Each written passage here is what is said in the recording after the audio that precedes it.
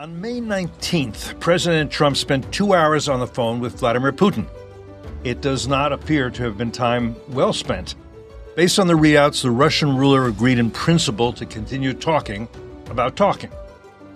At roughly the same time, Putin launched a massive drone strike on Ukrainian soldiers defending their country and Ukrainian civilians attempting to survive a long war against an enemy whose goal is to destroy their independent and sovereign nation state, their freedom, and their culture. President Trump has on several occasions threatened to impose what he has called devastating sanctions on Russia if Putin continues to refuse to agree to even a temporary ceasefire, as has Ukrainian President Volodymyr Zelensky. Putin has not taken Trump's threats either literally or seriously. If Trump is not bluffing, well, FDD's John Hardie and Max Maislish can help. They've produced a memo detailing exactly how the president can exert significant economic pain on Russia. Enough pain to give Putin pause. Maybe enough pain to make Putin pause the missile strikes. That would not mean that Putin wants peace or even wants a path to peace. He'd use a ceasefire to regroup and rearm, but the Ukrainians could do the same.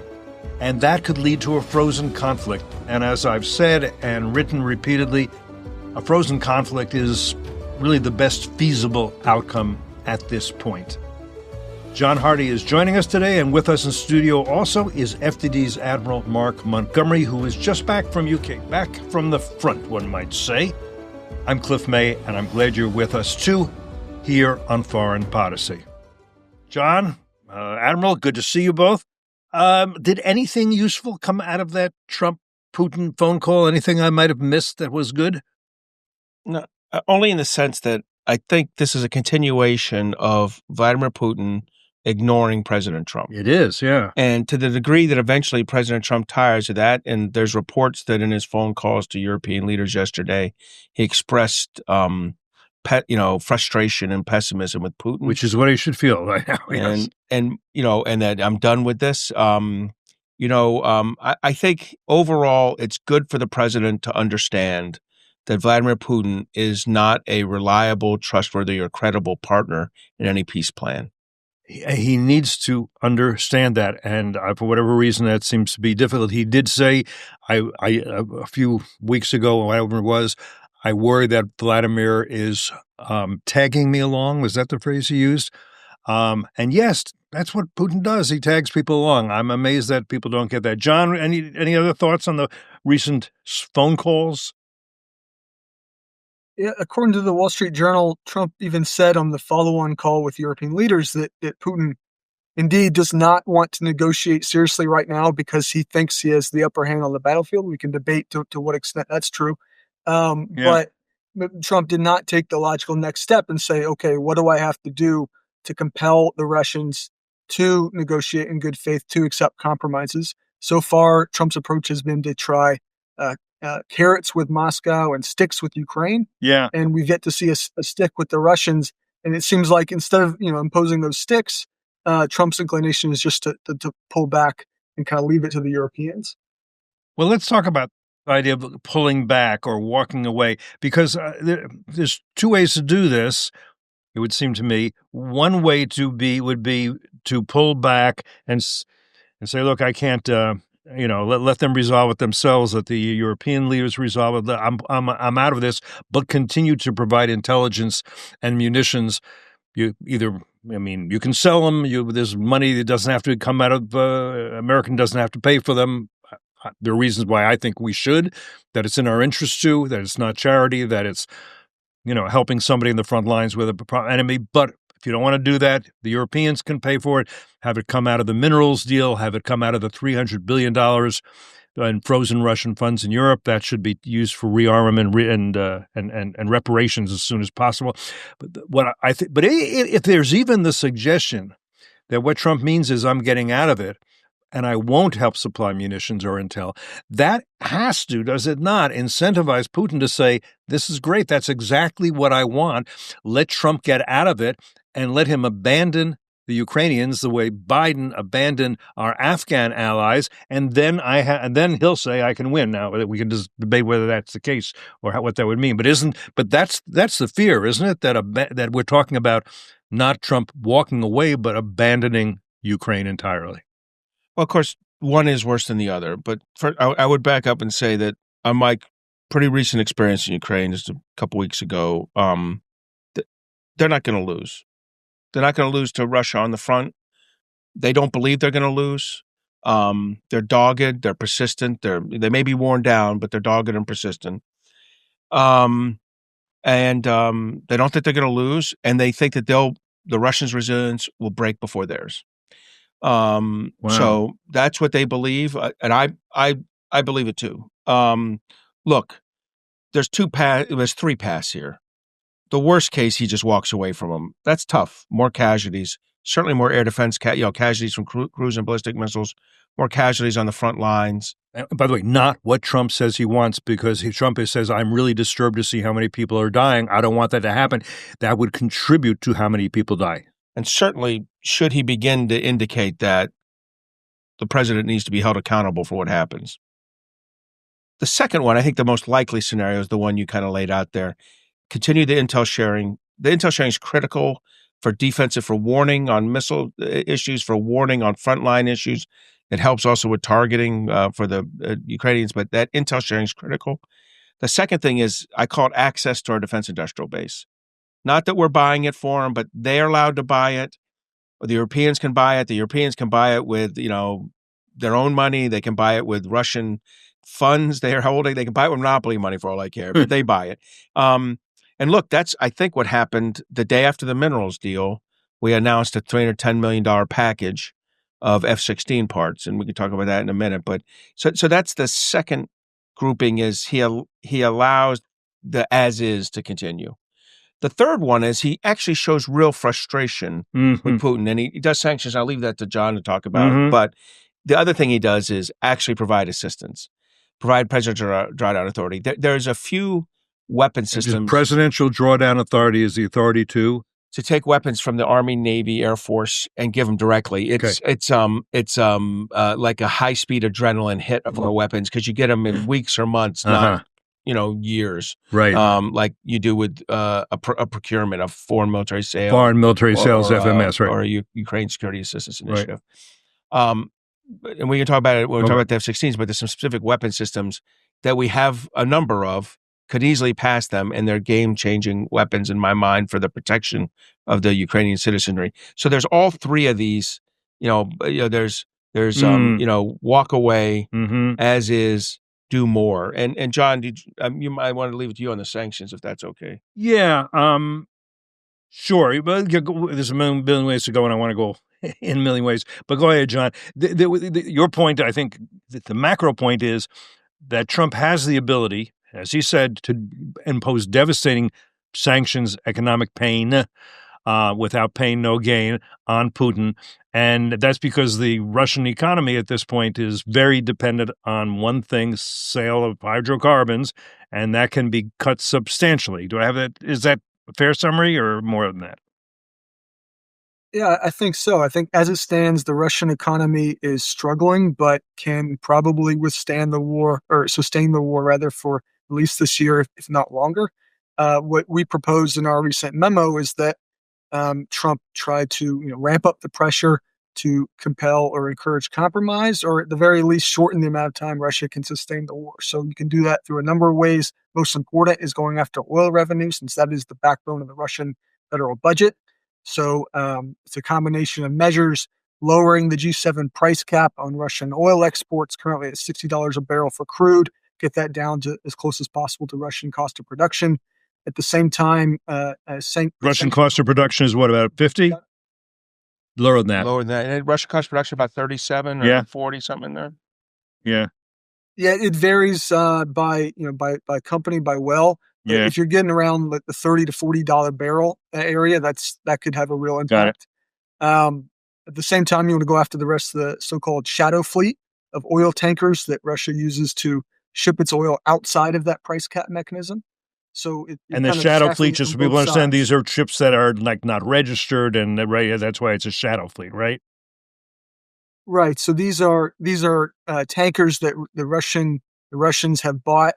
Um, Basically old tankers, often underinsured.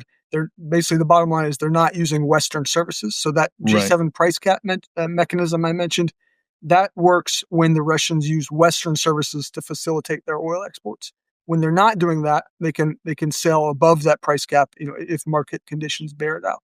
So the idea is basically to force them to have to use Western services, and then that price cap is relevant, and then you want to lower that price cap so they're getting less money. And you can sanction the insurance companies and all of those, so make that harder. Exactly. And then the biggest customer they have is China, and then you can hit them because these hydrocarbons have to be refined in China, and you can hit the particular refineries. Do I have that right too? You could do secondary sanctions or secondary tariffs on customers and other entities that refuse to comply with the price cap, and hitting the Russian insurance and reinsurance along with the shadow fleet is important as well. Okay, and then let's also just say you said there are particular American weapons that are particularly useful. I think you've told me this in the past. Patriot missiles for defensive purposes and ATACMS for offensive purposes. I have that right too? You do. So the defensive ones would be the Patriot missiles the PAC missiles that go in the Patriot system, and the AMRAAM missiles that go in the NASAM system. Patriot being kind of a longer range cruise missile, ballistic missile shoot down system. NASAMS being a cruise missile system. It can also handle drones if you want to waste money. Yes, right. But those two systems, we know that their missile numbers, they fired a lot. Yeah. And they're getting less and less. Right. My guess is that this is kind of like watching Iron Dome, where, in Israel, where it makes decisions, do I fire or not? Mostly it's based on, is it an unoccupied space? But at some point it says, do I have the inventory for what I think the adversary has? Enough interceptors, yeah. So I think they're beginning to have to think about conserving rounds on AMRAAM and Patriot. I don't think we're at a deep level of that yet, but we're approaching that if we don't provide these. The offensives, you had a question on the defense? Yeah, well, that was on the defensive. But on the offensive is what I remember you mentioned the ATACMS. Yeah. And by the way, not under the Biden administration, they could use ATACMS, but they can't use it. They only have to use it on their own territory. They can't hit military targets in Russia. Take that restriction off and, again, cause pain to Putin. So there were severe restrictions. I don't think there's a lot of ATACMS left. I think they've used them. They used them probably in not great missions because they had these limitations. I think we should sell them ATACMS. We're replacing the ATACMS with something called PRISM. We bought, I want to say, over 6,000 ATACMS originally. I know we used 1,000 or so in exercises and in combat for I don't know why in Iraq or Afghanistan. And we've given them some number. I think it's a small number. I'd suspect in the low hundreds. Yeah. We should give them more of those. Yeah. Also, 155. Look, 155 millimeter is the artillery, the munitions for an artillery round. There's other sizes like 105 also they could use.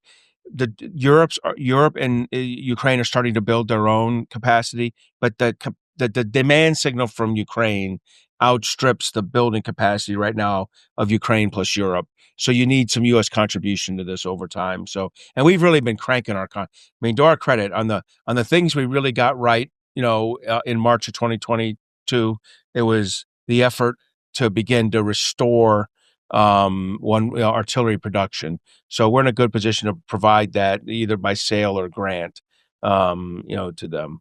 And by the way, the Russians have a lot of 155 artillery because North Korea. And there's 162 because the Soviets designed a system where if they overwhelmed our ammunition units, our bases, they could grab our artillery and fire it out of their tubes. It wouldn't be very accurate, but the Soviets were never known for their concern for collateral damage. Whereas theirs won't fit in ours. So theirs happens to be 162. They get it they got a ton of it from North Korea. And as a result, a lot of us are wondering what's North Korea get back. Space technology, ICBM technology that hits the United States. And also technology that can be used for the next stage in what has been a frozen war between North and South Korea since 1953, because I don't think Kim Jong-un has given up on that as a possibility in his lifetime. It's not, and he was building. They may get some technology for ships, but probably not how to launch a ship, since the North Korean ship launched yesterday, sideways launched into the sea and fell over. Oh, really? And is sinking. Well, that's good news. Their new destroyer that was supposed to be, Kim Jong-un went to the launch, and it's one of the very few times the North Koreans have admitted to a failure.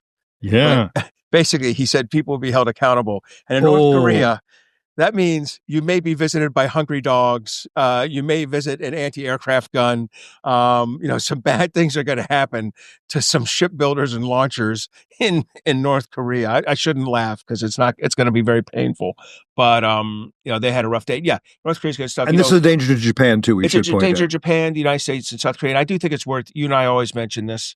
There are 4 beleaguered democracies out there under threat. South Korea is one of them. FDD is doing a good job reaching out again and building a Korea program to get at this. But and they have elections on June 3rd in South Korea. There'll be an important step. But you're right. North Korea has been giving Russia back on story 162 and other artillery, big degree. All right. And so with the 4 endangered democracies and the axis of aggressors being Beijing, Moscow, Tehran, and Pyongyang. Okay. Now, one of the reasons I'm assuming that the Ukrainians are doing better, tell me if this is correct, is because this war features drones as no other war in history ever has. And the Ukrainians, I'm given to understand, have been very creative in terms of designing, building, and utilizing drones. Do I have that right? You do, and I'm interested in hearing John's thoughts on this, but I'll go quickly and say I think the Russians have been too. Just they're one step behind the Ukrainians. Here's what I'd say: the Ukrainians have become very good at adaptive warfare. That's the idea that you enter a war with an idea, and the next campaigning season you have a new idea, and the next campaigning season you have new ideas, because you have to evolve with it. I mean, they're at the point where several of the brigades, several of the corps I saw had a battalion level units whose only job appeared to be producing drones, building them. Yeah. Taking drones that they purchased and converting them into one-way attack vehicles. It was impressive. I want to say they're building, millions of drones a year at this point, the Ukrainians, and using them very aggressively on the battlefield. I think the last number they told me was 72% of Russian casualties were from drones, or what they call drone mines, which is when an airborne drone, small drone, lands and serves as kind of a mine. Really? Against a Russian service member or vehicle. Huh. I think John might know more about that. Go ahead, John. This is a little bit news to me. Yeah, I agree with what Mark said. I think the Ukrainians are generally really good and they've adapted to the Russian style of small unit action assaults. So they're using drone-in-place mines. They're using kind of what they call heavy bomber drones, where you have these multi-copters, drop munitions. You have FPV drones and other types of one-way attack drone. The idea is basically to attrit the Russian infantry before they reach what are often very thinly manned Ukrainian defensive positions, and very frequently they manage to do that. The Russians at the same time are having shortages of armored vehicles, so you more often see them using motorbikes, ATVs, light civilian vehicles for assaults. One reason is that shortage I mentioned, but the net effect is that less protection for the Russian assaulting forces, more casualties, and so the Russians are taking more heavy attrition. I think since last fall, the Russian rate of advance is slowed, in part thanks to that Ukrainian adaptation and use of drones. We'll see whether that holds throughout the summer campaign season. And if I've just understood what you just said, let me just make it clear. One of the reasons the Russians are moving by barely inches forward into Ukrainian territory is when a Russian soldier gets out of a ditch and begins to move forward, a drone sees him and kills him. Is that am I oversimplifying? I think that's fair. The Ukrainian goal is basically to turn the area from what they call the zero line, like the very front line, to about 10, 15, 20 kilometers in depth into just a zone of death. And so they have, they use that, they do that through the drones I mentioned, as well, along with traditional fires. And it's all kind of facilitated by persistent reconnaissance by other UAVs. And then you also throw in electronic warfare and kind of electronic intelligence into that mix too. So, and so the Ukrainians have this initiative called Line of Drones, where they're essentially doubling down on this drone-heavy approach and expanding the UAS units, forming regiments and even a drone brigade to kind of expand scale up this use of drones and enable these units to hold broader stretches of front for an infantry that's really undermanned. And they've showed a lot of innovation in their maritime drones. First of all, Yeah. you've heard me say before, 2023, and I'd say 2024 as well, two of the best years any Navy's ever had with 0 underway days, right? The Ukrainian Navy never got underway, and they sequentially trapped the Russian Navy deeper and deeper in the Black Sea, farther and farther away from the Ukrainian coast. The Russians had absolute designs on amphibious assaults on Odessa and areas maybe near Moldova. None of that came to pass because the use of both anti-ship cruise missiles, including the U.S. MacGyvered U.S. Harpoon missiles that Brad Bowman and I had a big push and big say in pushing, as well as their own Neptune missiles, domestic ones. Right. That's what hit the Moskva. And one of the biggest ships they had in the Black Sea. Black Sea flagship and sunk. But here's the other key. The drones, the unmanned surface vessels, and what the kind of innovation John was talking about was shown there recently when an unmanned surface vessel detected aircraft and launched, basically a portable air defense weapon and hit either 1 or 2 Russian fighter aircraft, destroying them. And so probably this was the first time in history that a nation without a navy won a major naval battle. Yeah, a naval campaign probably. A naval campaign. Okay, yeah. Destroying a lot of the Russian Black Sea fleet. That's right. Yeah, and definitely tough for blue water navies. Have to be careful around the littorals, around the coastlines, because especially. And would you say that at the Pentagon, people are watching this carefully, that we are learning about 21st century warfare from this war, from what the Ukrainians are doing? I mean, are we getting lessons that are very valuable to us? Yes. So, are we learning? We're learning. Are we learning enough? No. And I'll tell you, I was very disappointed again. I went around quite a bit of Ukraine this time. Do I think there are American military personnel in Ukraine? Yes. Do I know how many? I have no idea. Do I think most of them are special forces? Yes. Do I think they're there to learn? Yes. But I don't think they learn all the lessons, right? Because you don't have people from all the different types of the services. We don't have what we'd normally consider a traditional lessons learned process going on with the Ukrainians in a way that we should. We should be doing a very detailed study of this. It should be getting to critical allies like Taiwan and Korea for utilization, even to Israel when it comes to dealing with the Shahed drones and things like that. We absolutely, positively should be running a more aggressive lessons learned campaign. I do think we're learning a lot. I think we could learn a lot more if we had the right people in country, but this is a legacy Biden limitation on active duty personnel in Ukraine. I mean, this is why myself and a few other retired general officers are there doing the training and education we're doing, is because naturally, if you had told me we're giving a country $30+ billion worth of U.S. gear, $30 billion plus worth of European gear, and but we're not going to have any people go over there to help them with it. We're going to have a few of them come out and get some training in Germany and Poland, and then we'll see how it goes. Well, I'll tell you how it goes. Not the way it should. So there's a double loss here. One is they're not being as effective as they could with weapon systems. I learned a lot of that with the F-16s. But the other loss is what you got at, which is a great point. We're not getting all the lessons learned we could. Right. And the other thing that you've talked about, but I think it's important, is if you have a frozen conflict, a ceasefire, that would be a good time to also do some training for people like you with the Ukrainians, because as good as they are and as innovative as they are, their background is Soviet-style warfare, not American-style warfare, which we believe to be combined arms and just superior, right? So I think, well, first of all, if there's a cessation of hostilities, we need to get active duty people in doing it, because as good a trainer as I think I am far exceeded by current serving active duty trainers who could get in there and do a much better job than me, and could be more persistent in their months. And they wouldn't have to do podcasts and write articles and raise money and all the other things you do and do cyber and okay. So that's one. Yeah. But two, we could get the Ukrainians out. They could, some of the more important players, they can't have their lead guys and designers things come to the United States on like a whistle stop tour to talk about how to reform your defense industrial base. So I think if that happens, that's one of the many things that needs to be getting done during that. Number one thing being rearm Ukraine.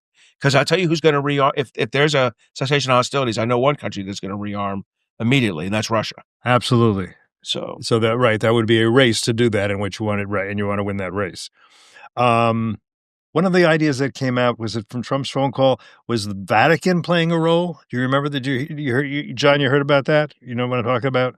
Yeah, I've heard this mentioned. I think, in my opinion, the location of where we do the next talks is pretty low on the ranking of importance. What's much more important is actually putting some conditions in place where the Russians feel they need to compromise. And frankly, I don't think they're going to be at that point until they think they can't gain territory and negotiating leverage through military means. And right now, Putin still seems convinced he can. And I'll just say this because I fancy myself an amateur Putinologist.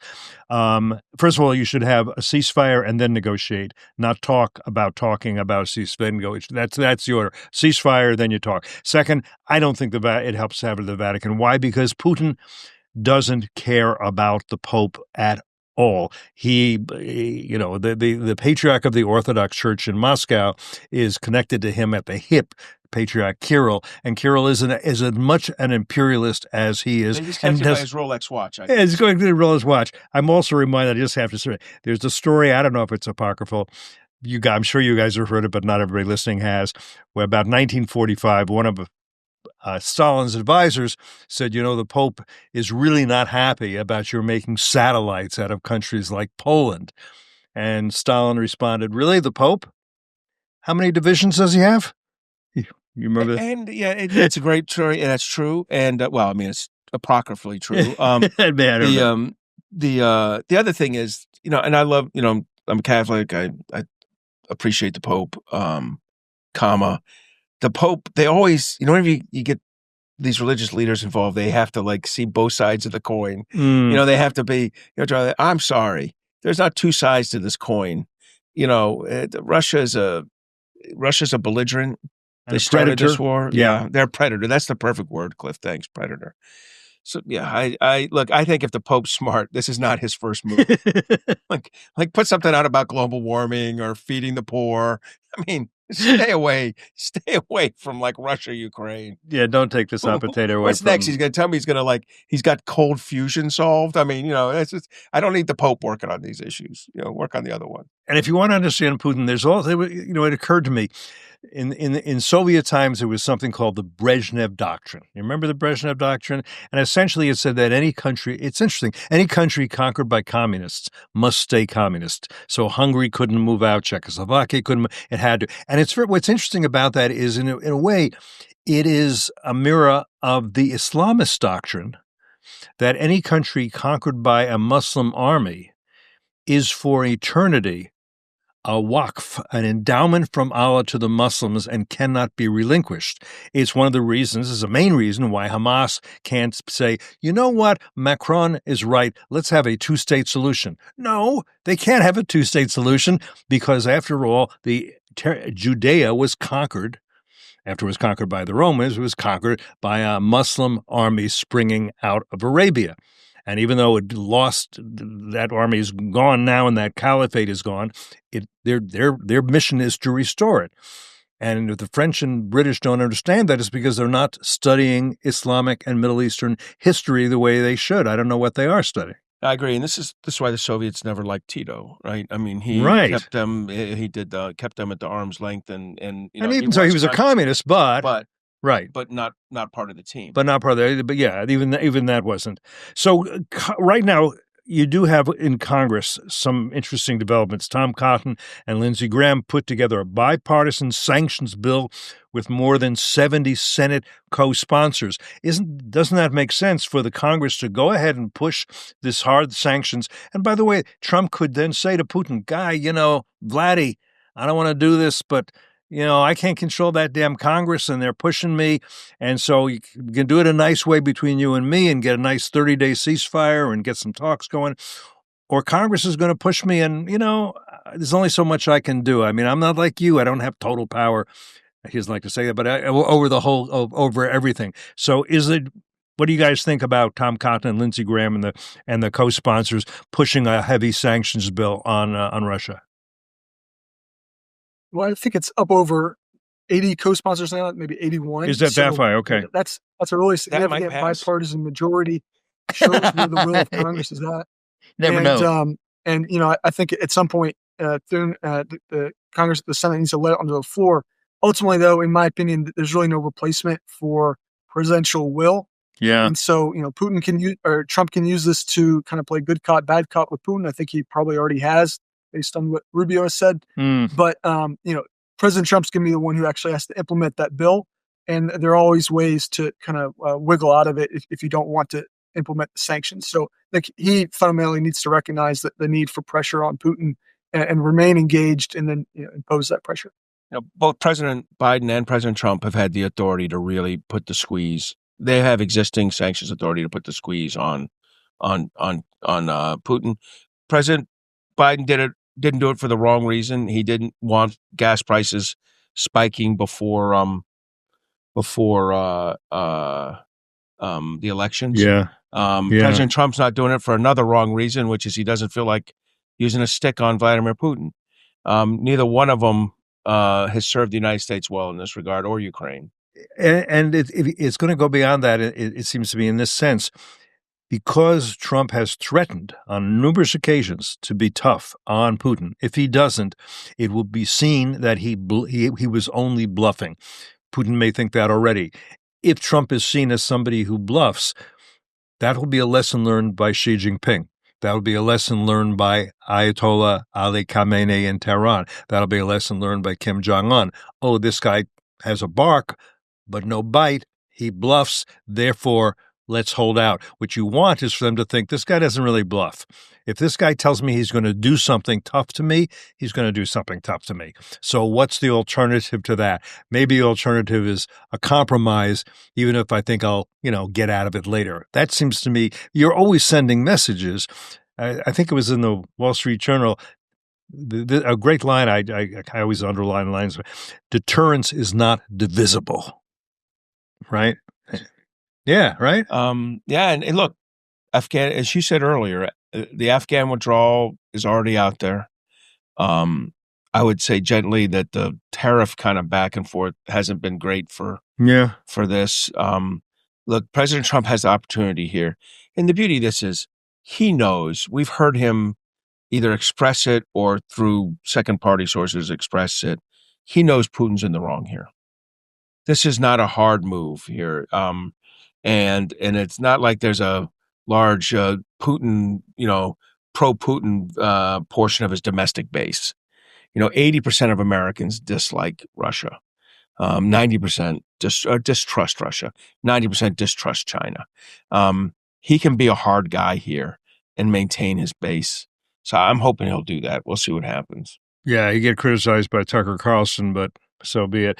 What about the Europeans at this point? The Europeans are, I think, kind of betraying Israel at this point, but they seem to be kind of stalwart about their own neighborhood. Or am I wrong on that? Good talk. Okay. Let's be clear. So the invasion happened in February 2022. They're all about the rich. I'm talking about Germany, France, Britain, UK, Italy. They're all between 1.5 and 1.9 defense spending. So now 3 years later, they're all between like 1.9 and 2.2 defense spending. That is not like sticking it to Vladimir, right? That's kind of like and they're still buying Russian oil. And some countries are not the four we mentioned. All but right. Germany is, but right. The bigger issue is they talk like we'll build our own defense industrial base. That's like a 10 to 15 to 20-year effort, to displace the United States and have their own. That's not going to happen anytime soon. They've talked a lot about, hey, we'll put together a reassurance force that goes in during cessation hostilities. That's kind of stumbled around. What I'd say gently is Europe is, they're talking tough, hoping to hell the United States is still with them, because I don't think they could go it alone. Are the Russians, John, you may be looking at this, is there evidence the Russians are considering a new spring or summer offensive? Yeah, I'd say they already are doing it. And really their offensive operations they haven't stopped since late 2023 when they retook the strategic initiative after the Ukrainian counteroffensive failed. So they've been conducting assaults at a decent tempo throughout that time. There are peaks and valleys in their rate of assault. Over the winter, kind of into early spring, that there was kind of a dip due to weather and a degree of exhaustion, but the pace has picked back up, and along with that, to some degree, their rate of gain, although it's still pretty slow, and it comes at high cost of man and material. So I expect that intensity, it could continue to climb in the summer, and then will probably continue throughout the summer and fall, and we'll see come this winter whether they finally run out of gas. And you have any sense of how difficult recruitment is at this point for Putin to get enough bodies into uniforms onto the front lines and back them up? It has unfortunately remained pretty strong. And this is something, as analysts, going back into last year, looking ahead into this year, there was kind of a sense, eventually Putin's got to run out of people who are willing to sign up, for this death sentence just for, exorbitant amounts of money. But in fact, the Russians have continued to dramatically increase the financial incentives, and people are signing up. I think the Russians are probably maybe even exceeding their quotas for recruitment. So they're getting bodies. They're not getting really much training at all. A couple weeks is probably the norm. And so they're throwing them into the meat grinder. And that that's allowed them to keep up the pressure and kind of eke out a kilometer here, a kilometer there, and kind of put pressure on those thinly manned Ukrainian lines. The things I've been wrong about, and I've been a number in this last 3 years in this war. This is the one I'm most surprised. I would have thought once he shifted from prisoners and ethnic minorities to Slavic kids, and you think there's a lot of Slavic kids coming in, a lot. That's just taking these. These are big dollar. I mean, as John mentioned, he's been increasing the amount you get, the pay. The good news from Putin's point of view is they don't have to pay that excess pay too much because these kids get slaughtered. But they do give bonuses to the family. And those who serve, by the way, if they survive, they get very good jobs. I understand when they get back afterwards, they're like on the top of the list, just right? Together like 3 ifs there, but yeah. So. But I was wrong. If you'd asked me, okay, yeah, no, we've talked about. I know, yeah, I was wrong. But we'll see. I could eventually be proven right. Yeah. Can I bring up one other thing? Yeah. So, the most interesting thing I did in my last trip was an F-16 visit. And, so I went to a squadron, and they're fantastic. By the way, like all fighter pilots are a pain in the ass. Let's be clear. And I say that with some of my best friends, fighter pilots. My wife was a Navy pilot, but they're pains. The Ukrainian F-16 pilots are special. And they're doing fantastic work. The unit I saw had kids and I say kids because they're definitely under 30. I mean, their squadron commanders look like they're under 25, but they're probably under 30. Their group commanders are 35. They're young. The current group were all flew Russian or Soviet airplanes that converted over to F-16. They're going to have to transition because you got to speak English. To fly these, because you got to be trained by us. Everything's in English. Wow. Most of the communications, not all, but most are in English. Tech manuals are in English, the technical manuals and stuff. So, look, it's in English. It's an English game. And they're trained in the United States or I think Belgium and one other place, in English. But these kids are flying. They're doing a great job. A couple of them have shot down more than 20 drones and cruise missiles. We're giving away silver stars in the U.S. Air Force for some of the kind of stuff these guys have done routinely. They've shot down adversary planes. They've shot down adversary cruise missiles and a lot of drones. They've done some, offensive operations, but, they've did this mix of things. And they're not being flown perfectly. They're still what we call GCI, ground control intercept, which is old Soviet style. There's still some flying of the F-16 like a MiG-16, and that needs to change. That's what's missing when I said you need to bring retired guys in, but really active duty should have trained them on this. But here's the kicker. The kicker to me is that I went into a storage, talking about stowage and how many supply parts they have, and they have a small percentage of what we would have in a squadron, which means they have to transfer things between planes and things like that. They don't have the right tire changing devices, so watching them change the tires like watching them do is like watching three gorillas open a suitcase. You're like, Jesus,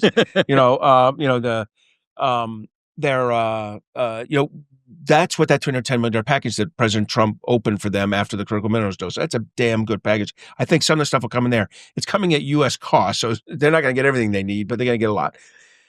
They need to get. We're giving them F-16s from the boneyard. That's where we keep retired old F-16s. They have no engines, no avionics in them, but they get parts. That could be really helpful. We need to, as the Dutch switch to the F-35, the Ukrainians should have semi-trailers, 18-wheelers, backed up to the cargo, and anything that is, in fact, the stuff that is nailed down, everything, into these 18-wheelers, just bring them to Ukraine, give it to the F-16 squadrons, let them fight over it. So they have all these pieces of parts, because as you switch to the F-35, nothing comes with it. All the parts, all those what are called consumables, they all go. But here's the most important one. They're shooting down these drones with sometimes with guns, which is impressive. And in fact, a kid yesterday ejected, and I think probably he was doing a drone run, but because it's dangerous, particularly close to the ground. Or they use an AIM-9M or AIM-9X missile, which is around $500,000 replacement value. That's very expensive on a Shahed drone of 20 to 30,000, right? But here's the key. There's a system called the APKWS, which is a 2.75-inch rocket. They fit in barrels. So you have 7 barrels. You can have 4 of these barrels.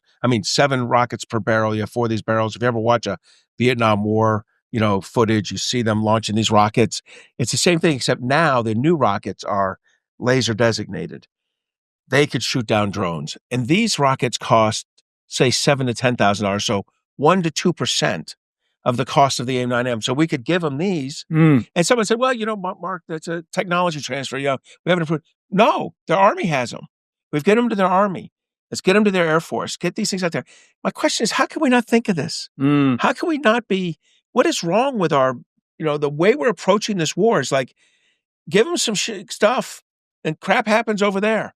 No, this is the West. This is a democracy against an authoritarian regime. We got to treat it like that.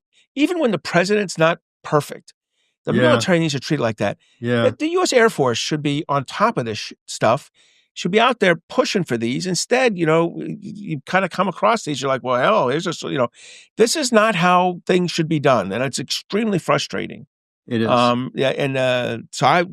Look, I'm going to push hard. I hope I got an op-ed coming out next week or so, kind of highlighting this in a way the president sees it and says, get that done, because he could. Anyway, very frustrating. I would like to think that there is some advisor to the president who is saying the following, and that is, Mr. Trump, President Trump, I think this war is going to go on. I think the only way you get a ceasefire is by pressuring Putin. But just imagine what happens if Putin should prevail. We will have an insurgency inside Ukraine. And how do you think Putin will deal with that insurgency? You worry from a humanitarian perspective about lives being lost. What do you think Putin would do? What do you think Putin wouldn't do to make Ukrainians toe the line? If a Ukrainian were to kill a Russian soldier, you think he wouldn't wipe out that village, and you're going to sit there and watch it and write a letter or make a phone call? Think of what it would mean if there's an insurgency under a Russian occupation.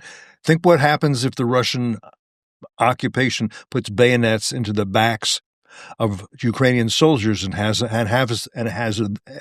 they have to march west against NATO members. These are not outcomes you want. I don't think it's a hard case to make. I agree. The other one I'd make is Trump fancies himself a winner. He has won a lot. He's won 2 elections. He's come back like no other president since like Chester Arthur or something. I don't know. So it's impressive. He has a chance to be a winner here. He can be the guy that gives Ukraine the kind of support that buckles Vladimir Putin.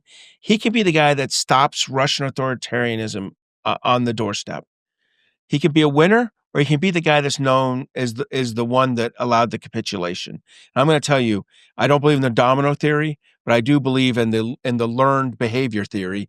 And the learned behavior is Putin pushed hard, he broke American will. And Ukraine was his. The Taliban pushed hard. They broke American will. They got Afghanistan. President Xi or Chairman Xi pushes hard. He'll get Taiwan. Kim Jong-un pushes hard. He'll get South Korea. That learned behavior. And Ali Khamenei pushes hard. He'll get nuclear weapons. That's right. And who knows where that leads. So again, do you want to be a winner or do you want to be a loser? And I got to tell you, this is one of those clear opportunities for President Trump to pull victory from the jaws of a tie, which is where I think we're headed, and be a winner. Right. And I just think this is a great opportunity for him. I hope he takes it. John, anything else you want to add before we close this session?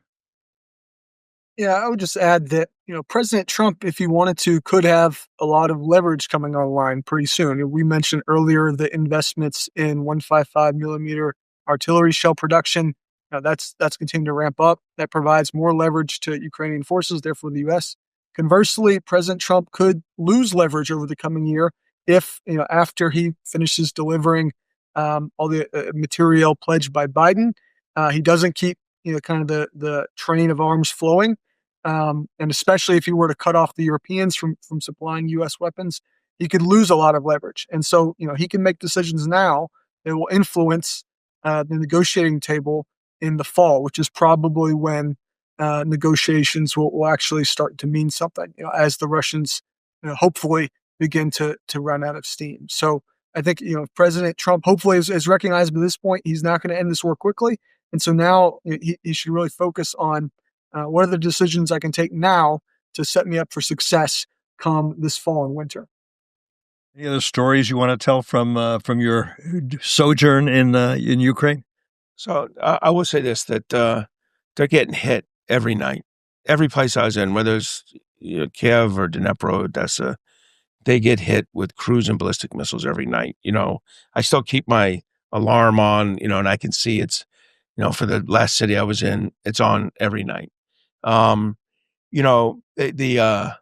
They get launched at them about every week. One of those, the equivalent of the attack that Israel had in either April or October, but they're getting it every week. And unlike the Israelis, they don't have a successful and integrated air missile defense system.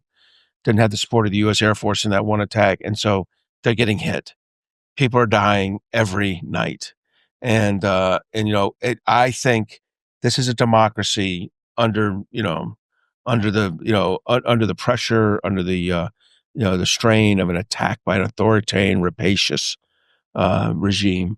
And I think we should do everything we can to support him. I think doing so will be one way in which Trump can make America great again. John, thanks for being on the show with us and for the work you're doing. Admiral Montgomery, as always, thank you for all you do, which is a lot, I know. And thanks to all of you who have been with us today on this edition of Foreign Policy.